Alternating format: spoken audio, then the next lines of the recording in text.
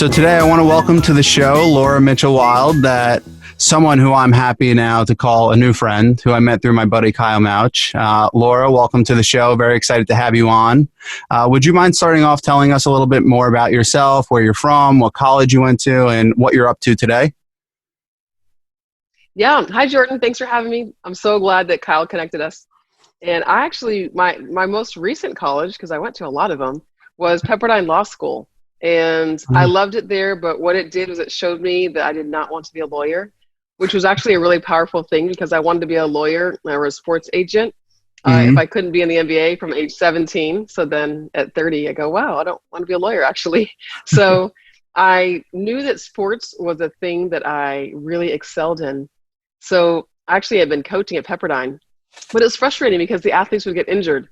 So when they'd be injured, I couldn't help them with anything, no matter how motivational I was, and I wasn't the head coach, I was a grad assistant, right? So I just always felt frustrated. And so someone told me about this modality that would help me get rid of my knee injury. And I thought, really, this is interesting. If it works for me, I'll tell all the athletes.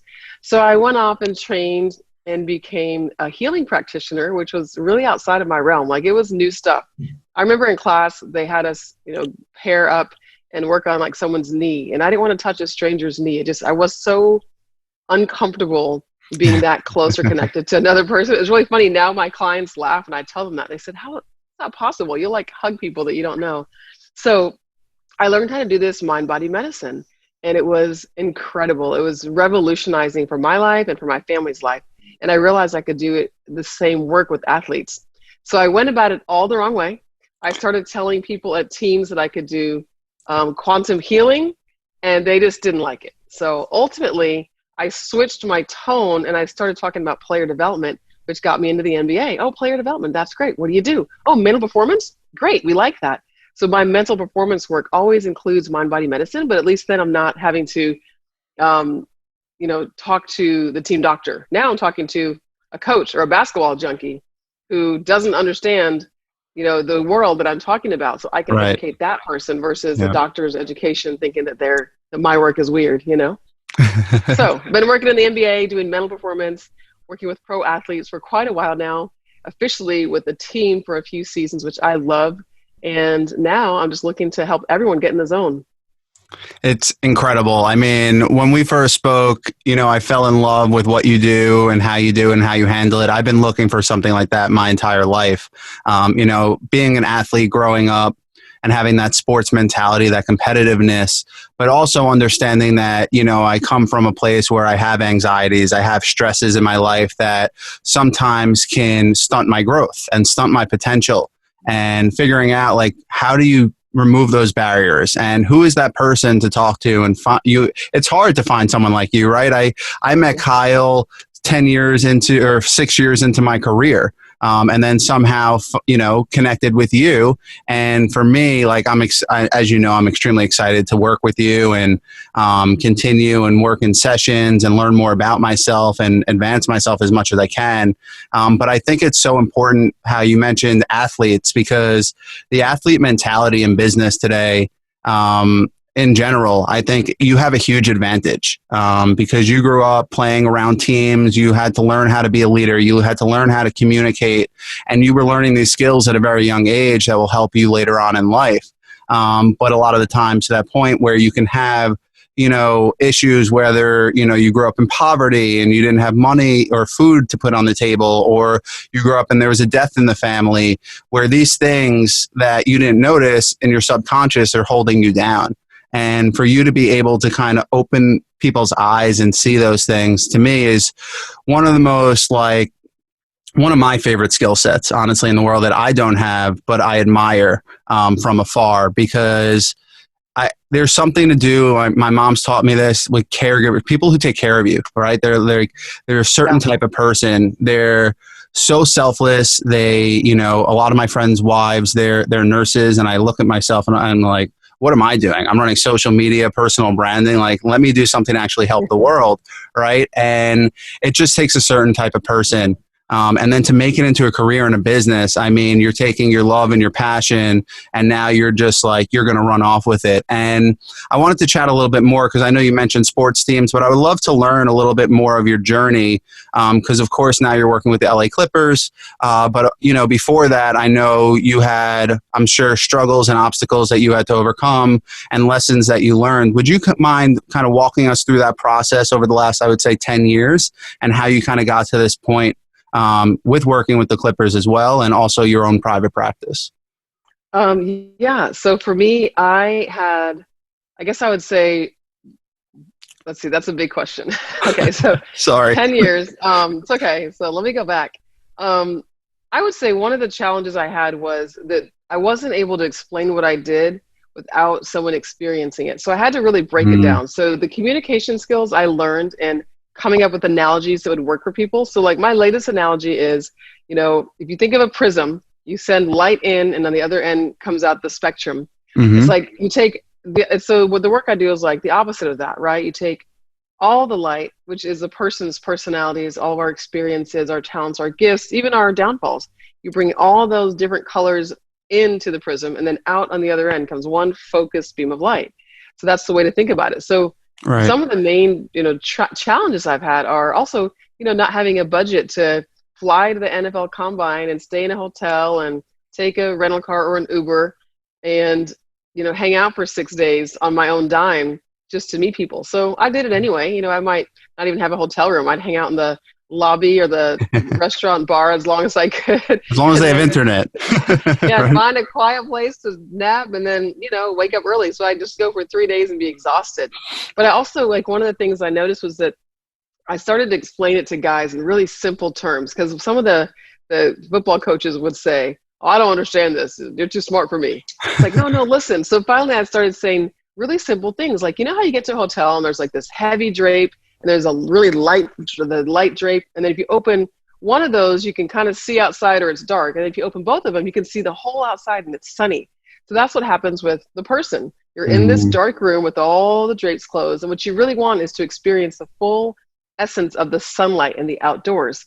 So we all have, several layers of drapes between us and our truest essence. Sometimes the drapes are all open and other times they're closed. Right. And then the work that I do is like opening up a set of drapes. Oh, I just peeled away that old self-sabotage tendency.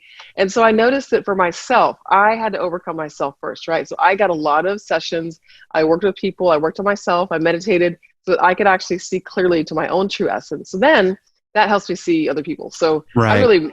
It was really my own journey that got me here. Like, right. Oh, I need to grow. Oh, I have this issue. I have this issue. I have that issue. And so I think I had so many issues that I had to take this long journey of healing that got me here. It's you practice what you preach, right? And you have to experience it. You need to go through the ins, the outs, the ups, the downs, and understanding that, what is that person experiencing when you're talking to them, and understanding that, okay, they're in this mindset. And for me, that's so important. And that's kind of how I go about life is if I want to learn something, I'm going to dive in and I'm going to experience it rather than, I'll go in with an educated guess, or I'm thinking of the stock market personally in my head, for example, right? And it's something that I want to get involved in, but I also don't have all the time, to really put my head to it and, also grow a business at the same time. Right. But it's something I want to get involved in. But at the same time, I have my father, my grandfather, they were all in the stock market. So I have this foundational understanding, but I'm trying to open up that light, open up those shades that you're talking about, to make it, great investments now so that I can pay for my kids' tuitions. I can buy a bigger house when I'm older, things that I'm thinking long-term. And I don't know how to pull back those drapes, right? And to your point, it's walking through the motions. I'm buying into stocks now. I am, putting a little bit in, I'm dabbling, but I'm learning the process. I'm watching the charts. I'm watching the volume. I'm seeing when people are selling, when they're buying. I'm reading Twitter and all these other blogs and news outlets. And going through that process is allowing me to kind of have a better understanding of, how people do this, why they do it full time, and how they're successful at it. Of course, the market is at an all-time high right now, so it's easier said than done. That helps. But it helps. But at the same like great successes in the stock market right now. Exactly. So it's like anyone could throw in money and make money, but it's really understanding. And I'm a big person when it comes to operations and processes. And it's understanding how they're operating. Why are they putting money into this company? What's the longevity? What's the long-term view? Is it electric cars? Is it space? Right? Things that we know that we're going to have to conquer over the next 50 to 100 years, but is it a little too early to touch? The wheat industry is one as well. I'm sorry I'm going off on the stock market, but that's kind of where, what you were mentioning, that's what I'm going through right now. So I just wanted to speak through it. When we first spoke, Laura, to talk, not to bring it on myself, but as you know, I was going through, I had hip pain. That I, had hip pain and abdominal pain. And I've been an athlete my entire life, played basketball my whole life. I still play twice a week until the pandemic, as well as playing golf. I'm an avid golfer. So I was telling myself, okay, this hip pain is coming from basketball and it's coming from my golf swing, or it comes from me sitting at my desk every day. And I went to PT, and after about, I would say 2 weeks, I was like, all right, I'm done with PT. And I got diagnosed twice they said it was just weakness in my hip. And then I finally went to an orthopedist, but at the same time, a psychologist. And at that moment, he diagnosed me and basically went, put me through his, all his tests and examinations. And next to him was his wife, who was a psychologist. And he basically told me, he's like, do you know what you are? And he said, you're uptight. And when he said that, I felt like just this huge weight fall off my shoulders, because I realized, and I have been telling myself, oh, I'm going to have hip surgery. I have hip pain. This is so bad, thinking the worst, right? And then next to him is a psychologist who basically said, okay, what are your stresses? What are your anxieties in life? I'm thinking about buying a house, living during a pandemic, living with our parents, and, in my first year of marriage, and all these things. And then also comes up, the death of my father when I was younger, and also my grandfather this summer, and how it opened up old wounds. And going through that, I was just blessed to have those people in one place, because I learned quickly that the mental capacity, the mind, is so strong. And it's the strongest, honestly, muscle in the body. And if you don't, if you don't conquer it, if you don't figure out how to continue to grow and progressively just grow and become self-aware, you're going to fall into deep holes. And I think that's something that people need to understand.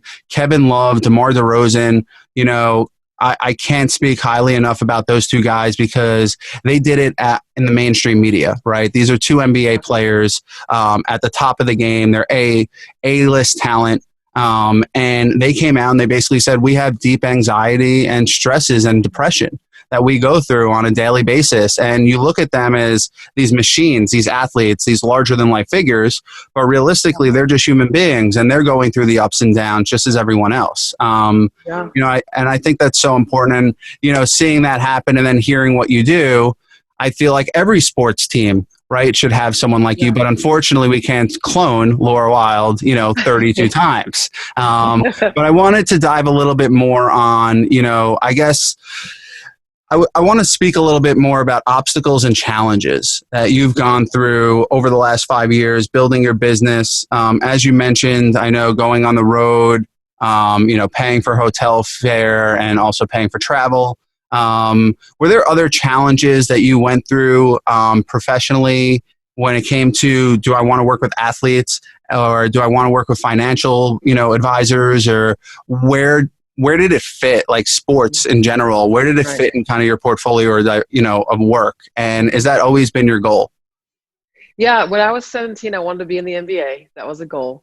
And, we didn't have a women's league back then. We all wanted to be, I must say. Yeah, there was no other option. It was either NBA or no professional basketball. Mm-hmm. So one thing that I did was when I wanted to be in sports and work with athletes, I think the main challenge was people would say, well, you don't have a PhD, you're not a sports psychologist. And I really had to shout it from the rooftops, hey, there's another lane called mental performance, and it's not psychology. It's not the same thing. There's a difference. And they now do, the NCAA, the NBA actually does now separate those two roles. Someone wrote a great article about it. There's some overlap, but they're not the same thing. So, but then with me being a mind-body practitioner, I actually overlap almost 100% into the psychologist role because I'm Right. trained in anxiety and depression. And as you know, one of the most fascinating up and coming fields right now, epigenetics. And I've trained in epigenetics energy medicine, which is like, it's, the holy grail of, I think, sports performance. And so Right. I don't think there's anyone else who works with athletes who does this, at least not at this level, because I take classes with in this field with 40 Right. people, and they're not working with athletes. I know the people who do this. Right. So, but I think the challenge really was, oh, this is new. What is this? It's weird. It's new. And so, yeah, I'd say, well, yeah, remember when chiropractors were new and everyone thought they were weird, and now every team has one. Remember when sports psychologists were weird, and now most teams have one. So I'd constantly have to bring up examples of things to people. So I had to become really crafty at messaging and at knowing history and knowing the stories behind bringing people into sports in this way. It's like, why wouldn't the athletes want every advantage? So I was constantly talking to, coaches and executives and all the vice presidents that I could to explain to them why this is going to really be a game changer for the athletes. And the athletes, you know what? They like it the most. So one of my challenges was really trying to talk to executives when I should have been talking to athletes. Right. Because athletes tell their agents and they tell their coaches, and then I'm in the door. Right. Exactly. They have the power. And I wanted to speak, for me, I feel like it's opened up because it's now not frowned upon, right? Where so many years in the past, it was seen as weakness. And when athletes were vulnerable, people would see them as weak. And when you're an athlete, you need to be strong. You need to be mighty, right? And you need to conquer. You need to be a warrior. And I feel like now that the conversation is shifting and you have those people, as I just mentioned, opening up and having those conversations, it's opening up this whole field. And to your point, I feel like you're the first mover, right? You're the first one in the door. And now it's up, not up to you, but you now have this opportunity to, no pressure, but you have this opportunity to really conquer it and just kind of lay the blueprint down for people to come, and for the younger kids my age who are interested in this field but don't know the path or how to get there. I think that's so important. I find that myself with personal branding, dealing with athletes and working with them on a personal branding front where it comes to creative as well as media and messaging.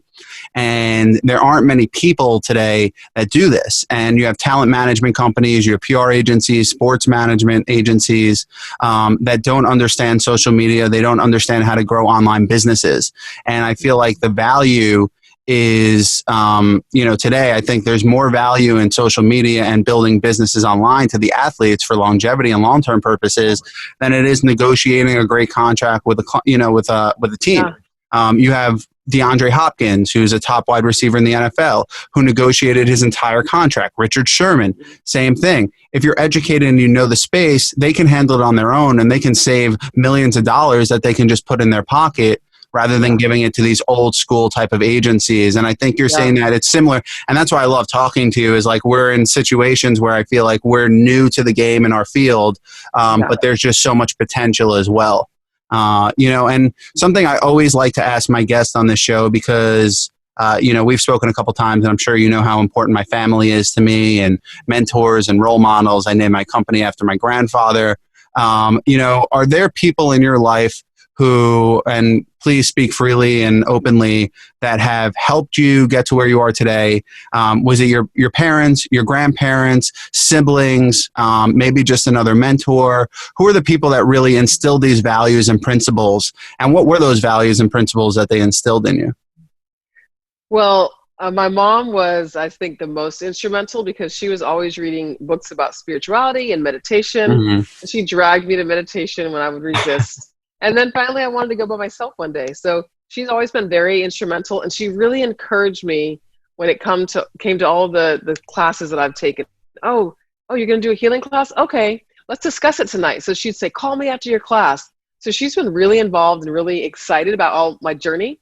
And I always joke that my mom she's got my back. Like if she walked into a room and there I was with like a knife with blood on it and 3 dead bodies, she'd go, what did they try to do to you? So she's just like my biggest fan, right? And then my parents have always been great. My dad died when I was 10, and my stepdad was around since I was 6. So I already had a stepdad before my own father passed. Right. So my dad died of multiple sclerosis. So he was really sick for a long time. So I never had a really good relationship with him. But that's part of my health journey, right? It's like, wow, I know that multiple sclerosis is something that people don't need to die from, right? So I've learned in my own healing practice how to help people with stuff like that. So but my parents were always willing to let me come home and live in the spare bedroom. So I've never had this, not that it's an exciting thought. I like spending time with them, but like I don't want that to be my normal. So, but with that, I had freedom, right? Not everyone has that backup. Yeah, that We've been support really, system, the so support system valuable. matters, right? It really does. And my brother's the same way.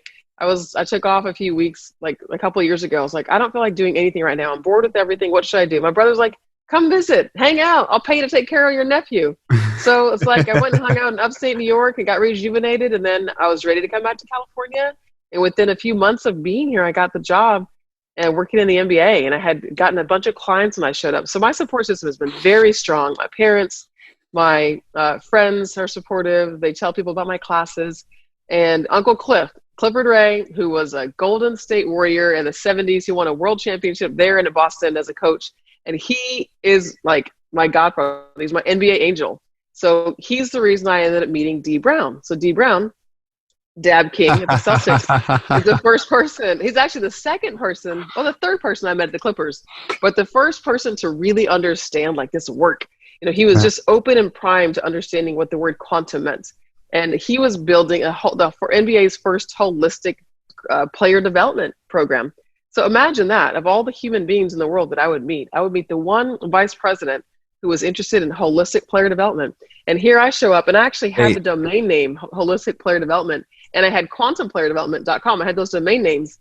And so he had a folder, he was showing me something about some ideas. And I was like, wait a minute, I'm right there with you. Like, I have this idea for this holistic player development. Let's build it. So it's so interesting how, we were able to kind of bring that and bring some things to an NBA team, because NBA teams, a lot of them will watch and see if someone else does it, and they jump aboard, but being the first in the NBA it's not easy. They tend to copy everything. So as soon as one person does it, everyone else does it. So I'm sure we'll have lots of other holistic development programs in the NBA at some point, but it's kind of cool to know that I was part of the first. That's amazing. And, I want to speak on the support system because it is so valuable. It's what, for myself, my family, my wife, everyone, my close friends, they are the reason I am where I am today. And I spoke with David Meltzer recently on this podcast. I love Dave. And he was speaking about how, when he was making millions and millions of dollars, everyone was just saying, yes, yes, yes, yes, yes. And there weren't many people in his life that were saying no. And he had this moment in his life where he invited one of his best friends from childhood to go to the Masters at Augusta. And he was like, we have a private jet. We're hanging out with all the stars. It's going to be a great time. And the guy said, I don't want to come. And Dave was like, what do you mean? No? Like, how could you say no to that opportunity? I was like, that's crazy. You go to Augusta. But it was bigger picture. This guy saw what Dave was going through, who he was surrounding himself with, and he didn't like it. And I think that is so important for people to understand that your support system, yes, they can drive you crazy, right? But what they're really doing is they're humbling you. They're keeping you level-headed. They're keeping you grounded because they've seen you from day one. They've seen your struggles. They've seen you grow. And it's so valuable when I have these conversations, for example, with my brother, about certain topics of sports or media and things like that, where he opens my mind to a whole different perspective that I didn't think about. And when I'm in the world of media, everyone thinks the same way a lot of the times, right? And it's this outside perspective that allows me to kind of open up and think of things for the bigger picture. And it's so valuable to have those people. It's always great to have some yes people, but it's more important to have the no people because they're the ones that drive you. They're the ones that also kind of humble you and keep you grounded in those moments and don't let you kind of fall off the cliff. And when Dave shared that story with me, I was just like, I was blown away. And I love Dave. He was so vulnerable and just opened up so much. And, I love hearing those stories. Because it's everyone I talk to who's successful, they're like family. My old boss, Gary Vaynerchuk, my buddy, AJ, they're deeply rooted with their family. Their parents have always been there for them, and so on and so forth. And you can go down the list. The next thing I want to speak about, which we've already spoken about on, is mental health, of course. But I wanted to discuss a little bit away from individuals and talk about more, I would say, mainstream challenges that are going on today where it comes to technology and social media. For example, I have little nieces and nephews who 24/7 are on TikTok. They're on Facebook not Facebook, TikTok or Snapchat. They're not on Facebook. We were the ones on Facebook and Instagram. Yeah, they're not on that. Sorry that I just aged right there.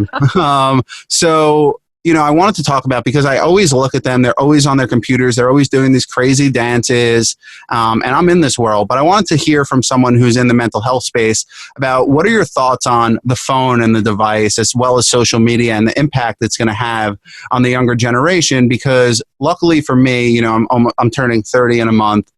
I grew up with, VCRs. We didn't have cell phones. We didn't really, the way that we communicate is we went out in the field and we played with our friends during recess, or we met at each other's houses and went outside.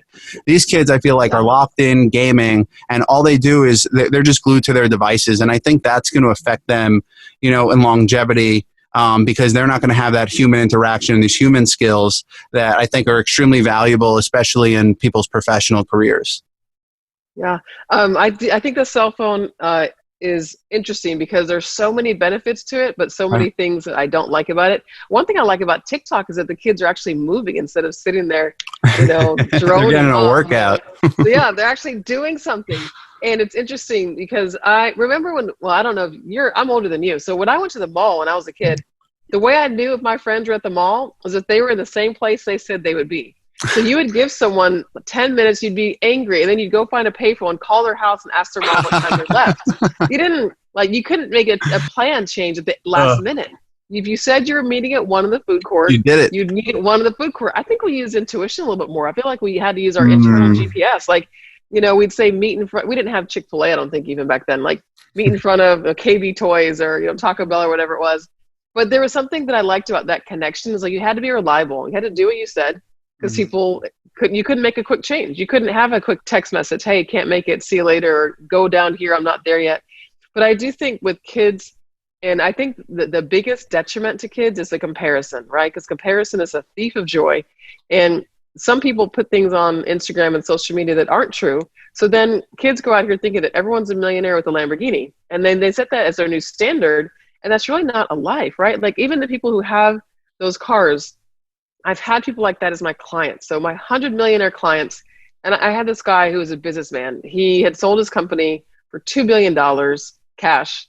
So he inherited a windfall. Who knows what it was? He never told me what it was. It was, it was like 100 million, I think. And I said something about how nice it must feel. And he said, well, I had to take care of my mother, And I was like, she's 93. Like, she's not going to require $90 million. Like, that was his mentality. And I told him, I said, you're one of the poorest people I know. You have all this money and you still are terrified that you're nothing without it. And he said, I know.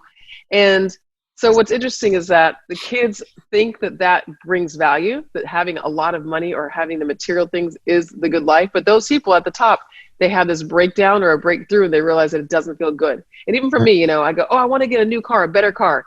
And now I know, okay, within 2 weeks, I'll be bored and it won't be fulfilling. So I now understand it took me a couple of years to get there where, the next going to get an Apple Watch or the new iPhone is going to feel good for a week or two and then that wears off. So it really isn't the material goods I'm chasing. And I think that if kids can, put the phone down or at least use the apps that aren't so material based, I'm not really a fan of meditation apps, except if you're not going to meditate until you get a meditation app, great. But to put the phone down and find the value within is something we've gotten really far away from. And so I have had people say, I've developed this meditation app. And I'm like, no, I think there's a benefit to that. There really is. It's amazing because we can change the world with apps that bring us to that. But the end result should be that the meditation app grows us up so much so we don't need the app for the meditation. Right. So I just think kids, they compare themselves, but they also stay in touch with every friend they've ever had. They can know where the trouble's going to happen. People are mean to each other. They're even on Clubhouse, which if you're not there, you got to get there. Like grown-ups having rooms with people's names on it to make fun of them or to bother them. So what I know there's a lot of bullying.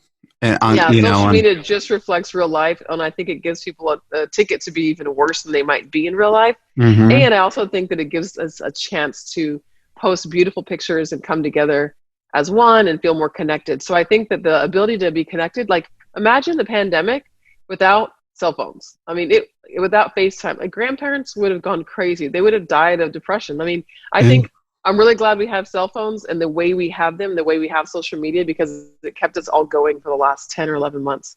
I truly believe it was helpful for that. So I could see it now, like, okay, I'm so glad I had my cell phone and my Zoom and my FaceTime. But I think if we have to find the balance. And so I'm always myself Absolutely. trying to find the balance. I don't look at my phone first thing in the morning. It's like, it's not time yet. Give me 5 minutes before I look at it. So I think if we can get to that habit as a culture, as a human species, we might be okay. Absolutely. No, and it's so true. The instant gratification, the pandemic kind of forced us into only being able to use our phones and devices to communicate with others. So, I think for the younger generation coming up, they're going to have that struggle because, and when I say younger, I mean like the 6 to 10-year-olds that aren't out and playing in the fields with their friends. They're home on their parents' phones playing games. And it's tough. And I also wanted to mention, I love the story you told us, and thank you for sharing about one of your clients is chasing.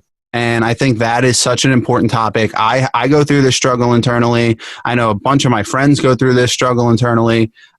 It's the fact of numbers, right? You're always chasing like this lifestyle, this way of living, and you see your idols and your role models who are successful, and everyone takes a different journey. Everyone has a different path in their lives. And some of those people who, are millionaires or multimillionaires, they make sacrifices. And you have to weigh those sacrifices out yourself. Is it a family or money and, being a leader as a thought leader in a space, right? And taking over an industry.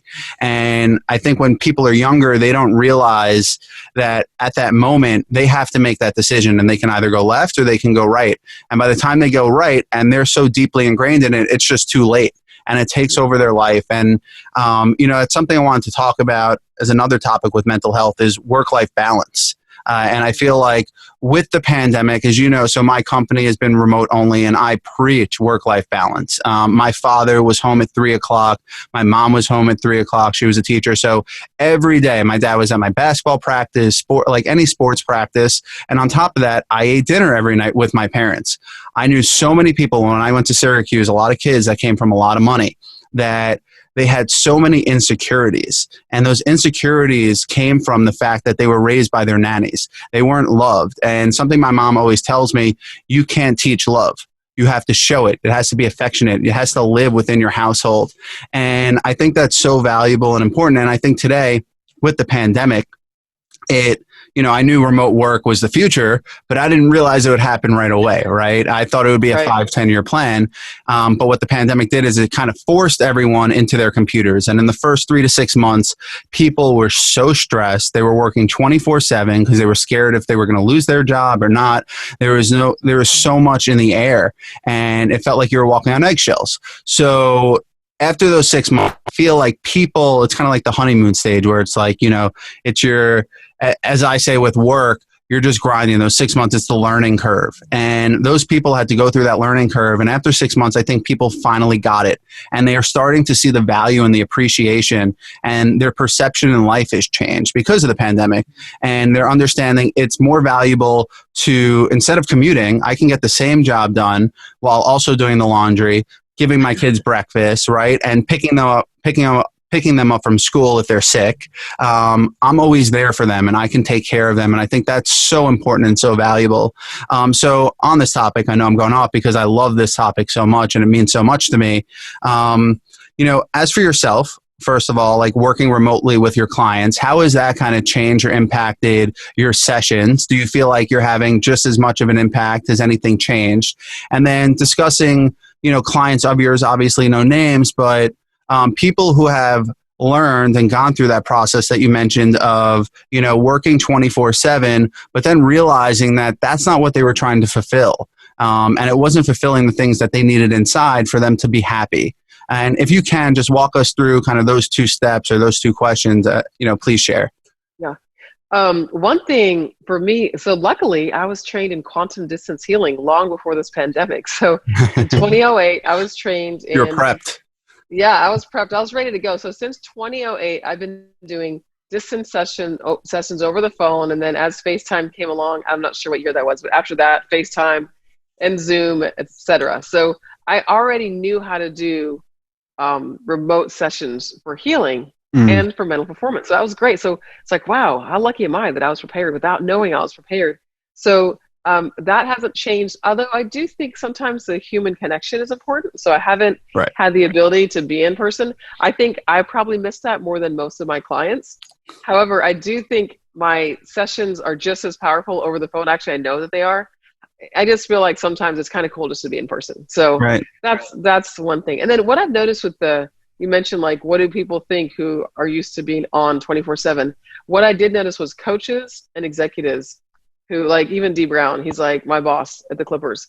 He loved to work. He worked all the time, and he didn't even live with his children because they were back east with their mom. Right. Yeah. He has literally been able to spend, be at all of his son's basketball practices, go to his games, Yeah. help him with his schoolwork. And he, like many other executives in the NBA who are just on the grind all the time, like they're like, oh, I'm with my kids.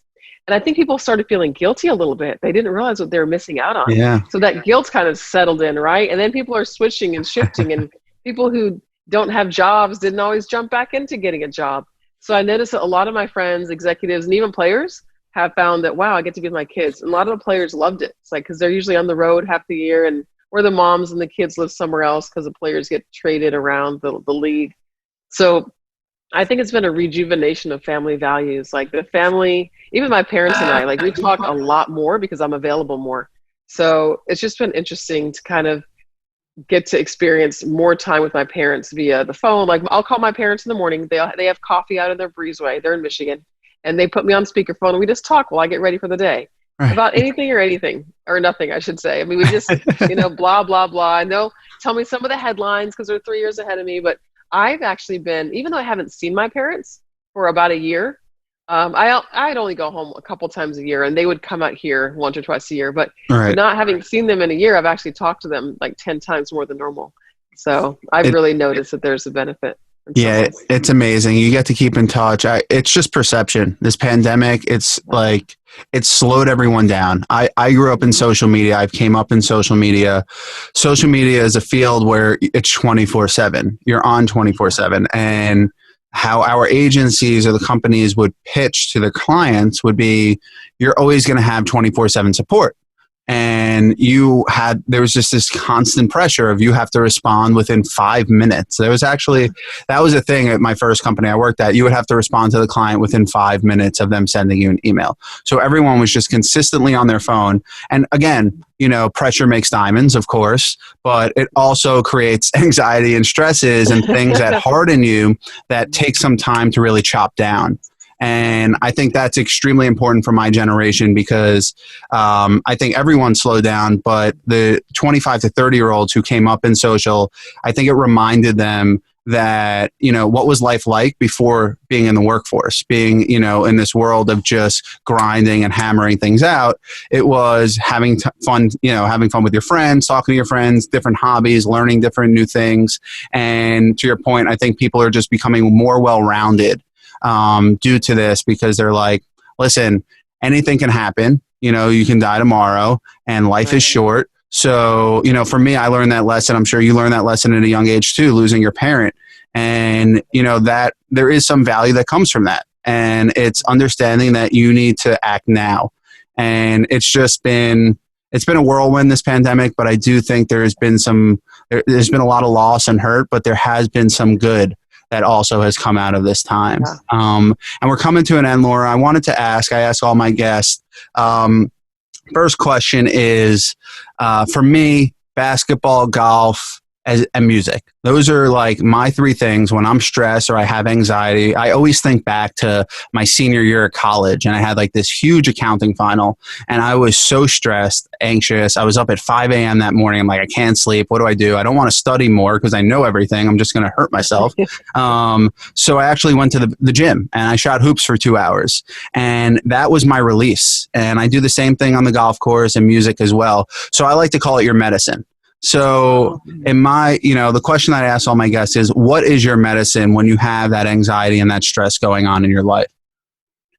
My medicine. Well, first it's meditation for sure. And then music. Like I love music. And even though I love playing basketball, it doesn't feel as good as it used to because I'm not as good as I used to be. And then I have this little golf green in here, like a whatever you call it, like a little strip of Yeah, a putting green. Yeah. Yeah. If you ever want lessons, I'm here. Right. All right. I need lessons. I'm not quite good enough for that to be my medicine because I want to be great at whatever I do. So Right. if I might try that for a minute, and then if I get more frustrated, I go for a walk because I love being in nature. I like to walk barefoot on concrete, in the water, on sand, because that's what we call vitamin G, the ground. Like earthing is really a thing. Like you got to get connected I love to that. the ground. Yeah. So to me, the outdoors, meditation, and music. Like I like to play music from this time I wake up until I go to bed, unless I'm, talking to someone live over the computer. Other than Right. that, music's on. All kinds of music. The one regret I might have when I die, other than not having the time I wanted, is that I didn't listen to all the songs. Unfortunately, there are two things I want to talk about right there. One of the hardest days of my life is when I lost my entire iTunes playlist back in college. Yeah, and I had everything. No, my heart dropped. Can't happen. And still since then, I've just kind of fell out. Yeah, I worked in the music industry, but kind of fell back from learning new music. Really, it's hurt my growth in the music world and understanding new artists and the underground artists. I was really big into that. And that hurt. And then the other thing was golf. For me, golf, over the last 8 years, I've become an avid golfer. And to your point, it's not just the sport. It's being out in nature. Basketball I love, but you're in a court. There are 10 other people on the court. You're running around. On a golf course, you're by yourself. It's you, the ground, a little ball, and a little hole hundreds of yards away from you. And you need to put that little ball in that hole as quickly as possible. And for me, it's like being out in nature, seeing the trees, feeling. That's what helped me this summer. That's what got me through this pandemic. I played golf from May to literally November. And now in the wintertime, basketball is my sport. And unfortunately, I can't play that. So I'm literally, my wife watched me last night. I'm watching old clips of golf tournaments just to like remember and see what it feels like. Cause I'm just so jealous for the people down south and out west that can play all year round. You need just to fly for like one weekend to California and play some golf. Exactly. We have a plan to go to Pebble Beach for my 30th and my brother's 35th, which I'm very excited about. And we'll be in touch because I would love to see you if you're anywhere in the area. So we're coming to my last game, which I call is top three. So I like to ask people just, for example, I'll start off. Top three comedians. Oh, Kevin Hart, Bernie Mac, and old school. Bernie Mac. Thank you for throwing him in. Oh, rest in peace. He was the best. Yeah, right. How about top three apps that you currently are using? Oh, I use Blinklist to read books, and I use Commit to Sit to make sure I meditate every day. I got to say Clubhouse. I love it. Loving Clubhouse. I saw you did something with Kyle recently. He posted it. I moderate rooms a couple times a week, like maybe 5 times a week, actually. That's awesome. Yeah, those platforms are becoming more and more popular because, to your point, like we can't meet in person. So how else can you network and meet new people? It's really, again, back to technology and tools and allowing us to have that ability to grow. And then my last question is going to be, I don't know if I can ask this because I think it's going to be a little biased, but top three sports teams. Oh, okay. LA Lakers. I love that answer. Thank you for that honesty. Thank you. And this is you're not. Sorry, the Lakers. What was the second one? The Lakers, the Dallas Cowboys. I just grew up in the shadow of Texas Stadium back in the day. Jerry Jones, Emmitt Smith, like that generation, Troy Aikman. And then I'm going to have to say now, I'm not sure which way you go. So you might really not like this answer. The Yankees. Oh, I mean, I'm a diehard Yankee fan. Okay, there we go. Absolutely. You never know. Someone's going to, if you love the Yankees and they love the Mets, like you can't be friends. It's really unfortunate because Met fans are usually Jet fans and Knicks fans. And all you do is lose. I was lucky. My dad at least gave me the Yankees. I do have the Jets, which is just miserable and continue to live in misery with them. But the Yankees gave me the greatest 10 to 15 years of my life. And one thing I want to chat about that, no one knows this story, but at my bachelor party last year, 2 years ago in Las Vegas, I got to meet Tino Martinez, Johnny Damon, and Derek Jeter. But not only did I meet Derek Jeter, I met Derek Jeter's parents, which for me was one of the biggest moments of my life because Derek Jeter, of course, was my idol. Him and Kobe were like the two guys for me. And Jeter was in New York, so I obviously related a little bit more to Jeter. And his dad, his parents, I always remembered. His mom, I believe, I forgot, she may have been a psychologist, and then his dad, I think, was a teacher. And for me, I was like, this superstar's parents weren't like, didn't have a fortune. They were just good, down-to-earth people, and they instilled these values in Derek, and you get to see it in Derek as he grew. How can you withstand New York City media the way that he did, and stay out of the limelight and be so classy about it? It always stems back to the parents. And for me, I literally stood there for 10 minutes speaking to his dad about it, because for me, I lost my dad at a young age, so I valued that. I saw that. That's something I want to do for my kid, and I wanted him to know, like, yeah, Derek is the man, and we all love him, but just know I see you. And I thank you because I know where it started from and where it came from. And it was just a heartfelt conversation. Oh, and I love that. The Yankees, to me, they haven't been that great as of, the last couple of years. They still made it to the ALCS. They're good teams. But for me, they still have the same issues every year, and they haven't fixed it. But I thank you for your honesty, because the LA Clippers line, that was great. I love that. Biggest competitor. The Lakers line. No, I love individual players on all the teams. Right. But like watching the dynasty of the Lakers, like the dynasty culture is real. It's incredible. You're already 10 steps ahead of every other team when the season starts. Yeah. I mean, you are. It's just a thing. There's an energy field, a frequency that you just step into it and it whooshes you along as long as you put in the time. Yeah. And the Clippers I've watched try to overcome, and they cannot get. There's an uphill climb, but the Lakers have created something. You literally named the 3 greatest dynasties, out there. And I think that says more about, your character and who you look at and how you appreciate management and just big picture. So Laura, thank you so much for joining. This was a pleasure. I'm excited for next week when we start our session. You're going to love it. You have to report back.